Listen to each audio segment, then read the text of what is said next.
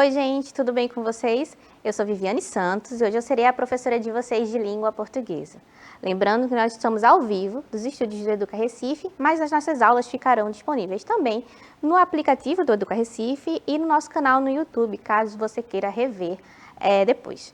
A nossa aula será traduzida simultaneamente para a língua brasileira de sinais pela nossa intérprete Liza, tá certo? Então, vamos lá, vamos começar o tema da aula de hoje. Eu venho falando durante essa semana sobre um gênero digital, que é o podcast. Então, a gente vai continuar, tá certo? Essa é a última aula sobre o assunto, a gente vai arrematar o tema nessa aula.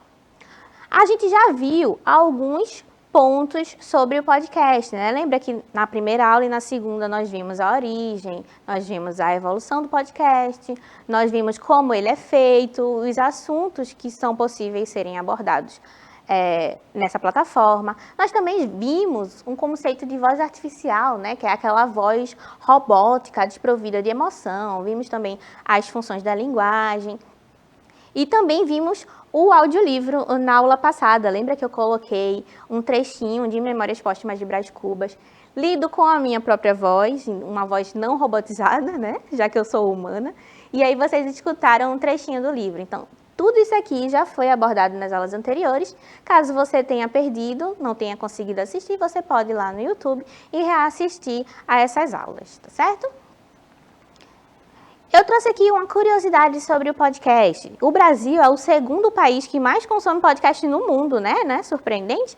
E segundo o Ibope, cerca de 40% da população de internet do país já ouviu algum podcast. Esse número equivale a cerca de 50 milhões de brasileiros. Então, você aí de casa, você faz parte desse número aqui de 50 milhões de brasileiros ou você nunca experienciou escutar um podcast?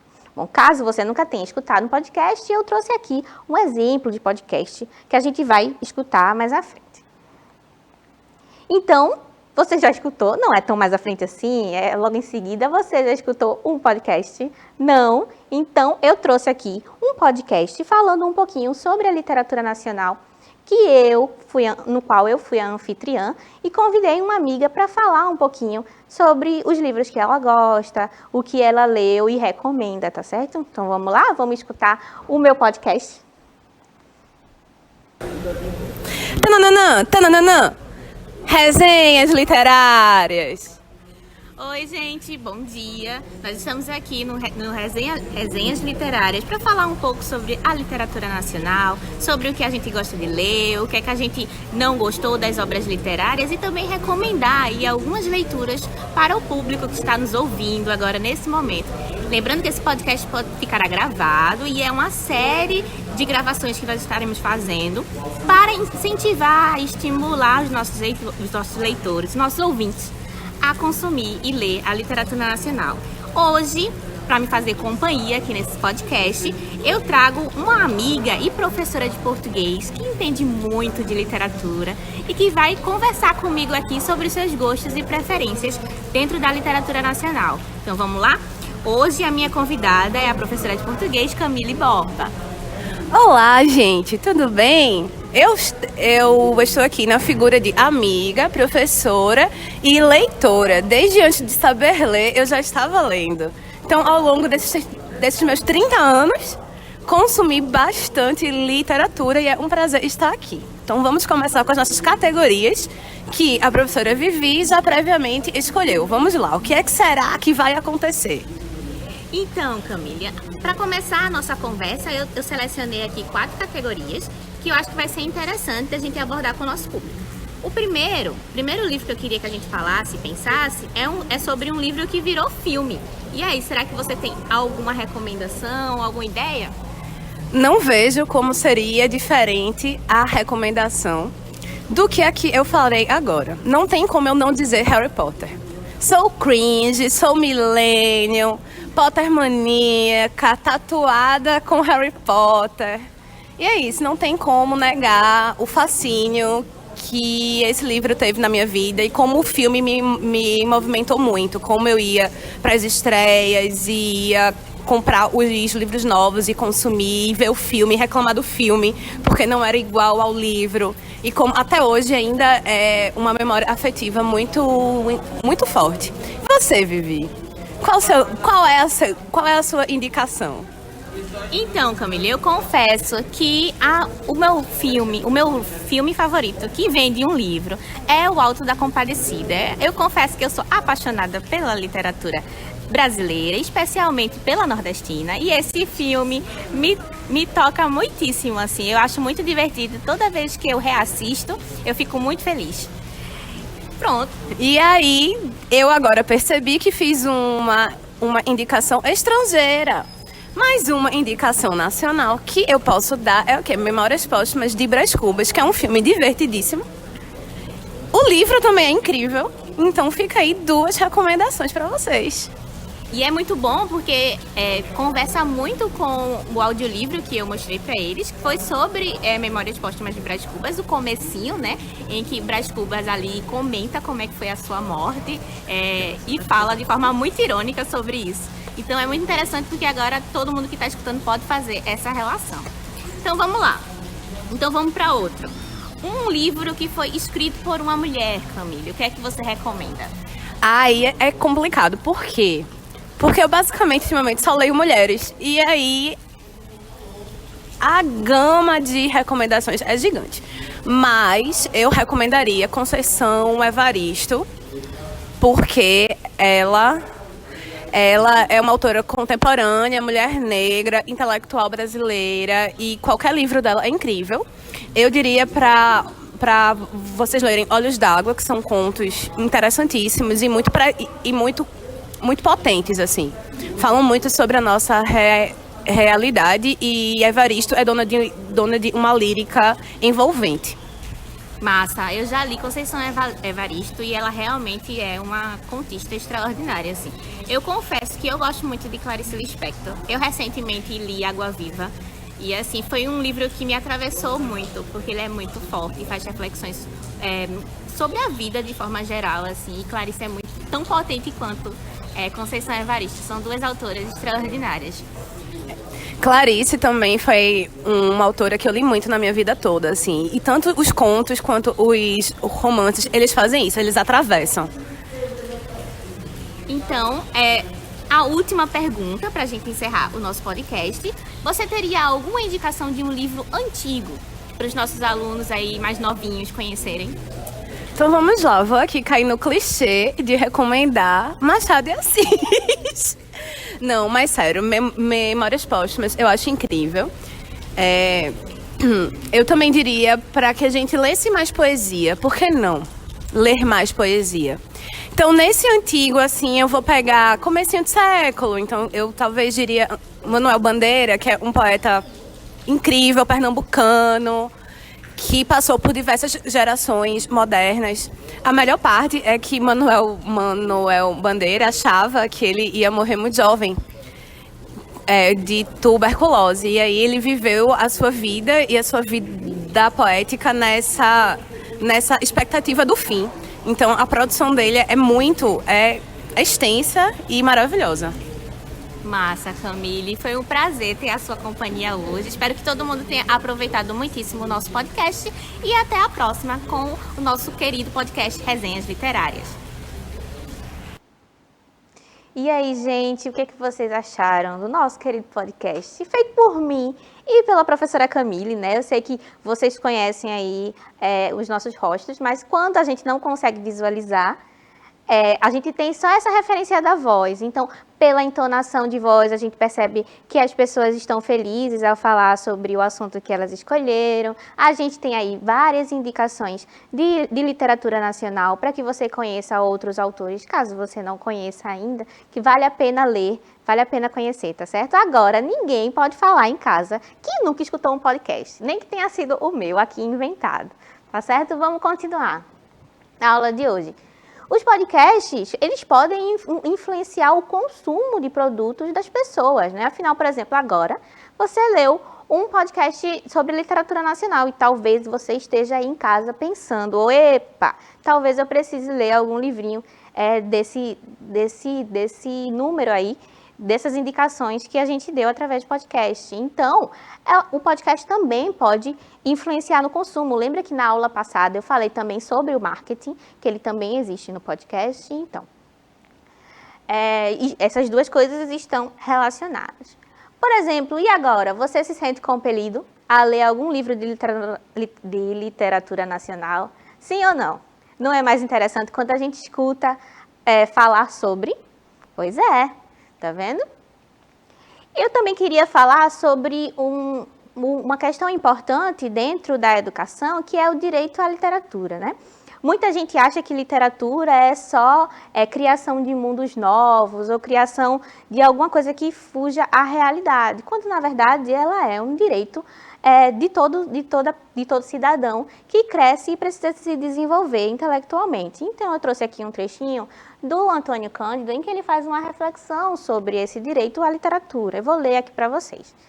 A literatura tem sido um instrumento poderoso de instrução, educação, entrando nos currículos, sendo proposta a cada um como equipamento intelectual e afetivo. Então, além da gente ter o repertório sociocultural, o meio em que o aluno está inserido, é necessário também partir desse princípio de que a literatura é um direito, porque também é através dela que nós construímos o nosso desenvolvimento intelectual, tá certo? O nosso desenvolvimento cognitivo. Então, é possível aprender por meio da literatura.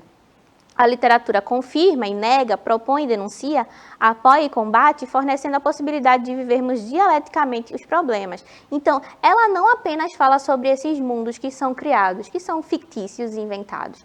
Ela também, através disso, através dessa criação, desse potencial artístico, ela também nos faz refletir sobre os problemas que são sociais, sim, sobre os problemas que são reais. E aí podem ser ficcionalizados ou não, tá certo? Então, a literatura é um fator muito importante na vida de todos nós. Então, se você tiver a oportunidade, ingresse nesse mundo, cultive a leitura, porque eu tenho certeza que transformará a sua vida e a sua visão do mundo, né? O podcast pode fazer a mesma defesa que o texto, né? Eles atuam ali na argumentação, tendo o mesmo objetivo, de fazer com que as pessoas sintam interesse por aquilo. Contudo, as abordagens são distintas. Por que, Vivi? Porque o texto ele é escrito e precisa ser lido em papel, né? Ou em plataformas digitais, como a gente bem conhece hoje. Nós temos ali no texto, provavelmente, uma linguagem mais rebuscada. O que significa isso? Significa que é uma linguagem mais erudita, com palavras escolhidas a dedo para simbolizar aquilo. Na oralidade, a gente tem um recurso mais informal, né? A gente fala o que vem na cabeça e, então, a nossa estrutura frasal, ela fica bem menos erudita, muitas vezes, né? O acesso se dá online, do texto, né? E ele é refutado por meio de outro texto normalmente. O podcast, ele é falado e ouvido, então essa já é a primeira diferença, né? Ele não vai ser escrito. É uma linguagem de fácil compreensão e ele possui rápida disseminação, né? Ao contrário do texto em que cada um precisa consumir ali individualmente, ou até numa roda coletiva, mas alguém precisa fazer a leitura, ou o podcast ele pode ser escutado por muita gente coletivamente ao mesmo tempo e de forma muito mais rápida. Ele também tem acesso online, igual ao texto. Os comentários podem ser feitos online e instantaneamente, né? Eu não preciso, assim que acaba, eu consigo fazer um comentário e compartilhar e fazer uma comunidade para comentar o meu podcast. Assim também como ele é distinto do rádio, né? Agora vamos ver as diferenças entre o podcast e o rádio. O podcast ele é gravado, lembra que eu comentei já na aula passada as principais diferenças, então aqui a gente só vai revisitar. O podcast ele é gravado, ele tem tema livre, ele pode ser escutado a qualquer hora e ele é compatível com outras atividades, né? Quanto ao rádio, ele é ao vivo, é diferente. Tem temas livres também, precisa seguir o horário da emissora e não fica disponível a posteriori, caso você queira assistir depois, você precisa estar lá no momento em que o programa de rádio é feito. E ele é compatível com outras atividades também. Então, tanto o rádio quanto o podcast é possível consumir fazendo outras atividades. O que mais? O podcast, ele não veio substituir o rádio, né? Como muita gente está pensando. E nem o audiolivro veio para substituir o livro físico. Essas tecnologias, elas precisam coexistir. E elas coexistem muito bem, porque há demanda para tudo. Então, eu tenho um público que vai se habilitar mais com o uso do livro físico e com o rádio, até por uma questão de hábito, de vivência, e eu tenho outro grupo que estará completamente disponível a lidar com essas novas tecnologias, com o audiolivro e com o podcast, tá certo? Então não há briga e rixa entre os gêneros textuais.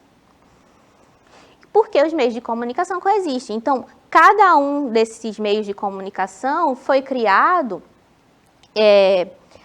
não com a tentativa de substituir o anterior, mas de trazer inovação ao que nós tínhamos antes. Então, antes da internet, o rádio e a televisão eram o que nós tínhamos de mais tecnológico. Depois disso, com o aprimoramento da internet, com a chegada da internet e posteriormente com os gêneros digitais, muita coisa foi criada e nem por isso a televisão, o rádio e o telefone deixaram de existir, por exemplo. Então, é possível que todos esses meios coexistam, tá certo? O podcast apenas recorre à oralidade, né? Diferentemente da TV e dos canais, por exemplo, o YouTube, por exemplo, que nós temos a imagem, podcast não. Podcast é só o recurso oral. Então, toda a compreensão das emoções, das intenções será dada pela oralidade e pela fala, tá certo? Mas o que é a oralidade, né? A oralidade é simplesmente falar ou ela é uma questão mais complexa?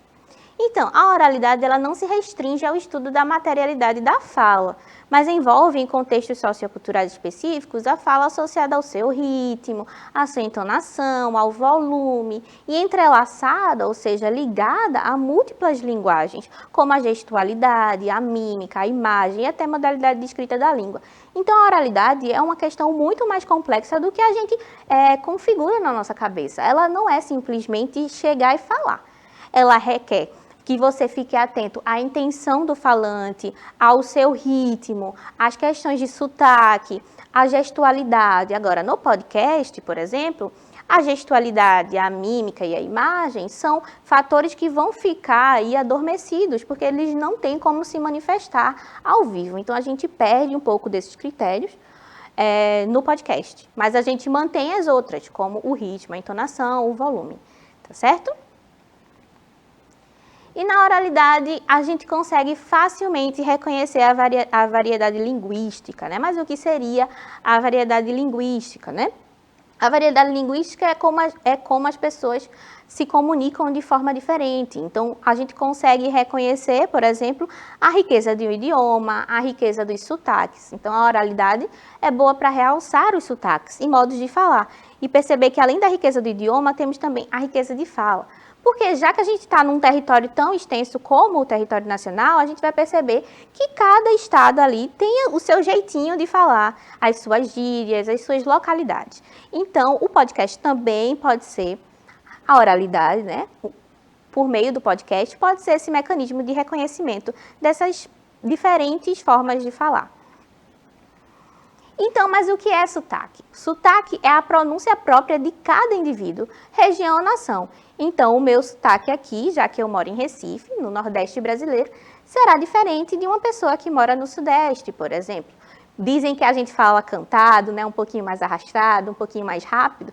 Então, quando você sai do seu habitat natural, vai para outro, é que você consegue reconhecer como as pessoas falam diferente de você. Então, essa representação distinta da oralidade, a gente conhece como sotaque. E o sotaque, né, além do ritmo, além da entonação, ele é marcado também pelas expressões regionais de cada local. E aquilo só é entendido muitas vezes pelos moradores de cada cidade. É claro que isso pode variar, né?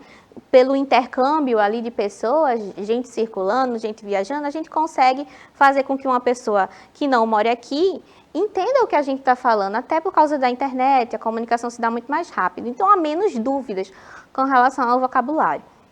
Mas essas expressões são muito marcadas na oralidade. A gente usa muito massa, muito vice, muito oxe. Então, essas são expressões que a gente está acostumado a usar aqui e sabe a aplicabilidade, sabe o significado, né, o valor semântico delas. Mas uma pessoa distante ou de outra cidade ou de outro estado pode aí entender com certo ruído a nossa comunicação, ou seja, ter dificuldade para entender o que é que a gente está querendo dizer. E vice-versa, né? A gente também pode ter dificuldade de entender alguém de fora. Então, o podcast, assim como outros meios de comunicação, permite a globalização das ideias de sotaque. Então, eu consigo absorver muito mais sotaques e reconhecer por meio da globalização, porque eu tenho contato com essas diferentes expressões da oralidade. Sendo assim, ele nos permite observar o outro, considerando que os diferentes pontos de vista possam existir, né? A gente consegue perceber que falar do mesmo objeto, às vezes, vai ter uma estrutura sintática, uma estrutura frasal diferente, embora o valor semântico seja a mesma coisa, seja o mesmo, né? Tem o mesmo significado, mas a forma como eu falo, a palavra que eu falo do objeto, são diferentes a depender da cidade, a depender do contexto. Coisas que podem ajudar na comunicabilidade ali na hora de você fazer o seu podcast. Primeiro ponto, e a gente já viu alguns pontos desse, eu acho que na aula passada, é a empatia, né? Ter empatia com o seu convidado, ter empatia com o público. Perceba ali que eu e Camille, nós tivemos pontos de vista, assim, de preferência diferentes, nós não discordamos de nada, mas tivemos preferências diferentes. Então, eu procurei ter empatia pelo que Camille gostava e ela também procurou ter empatia com os meus gostos. Então, isso faz muito parte da nossa tentativa de criar um ambiente saudável ali para o podcast.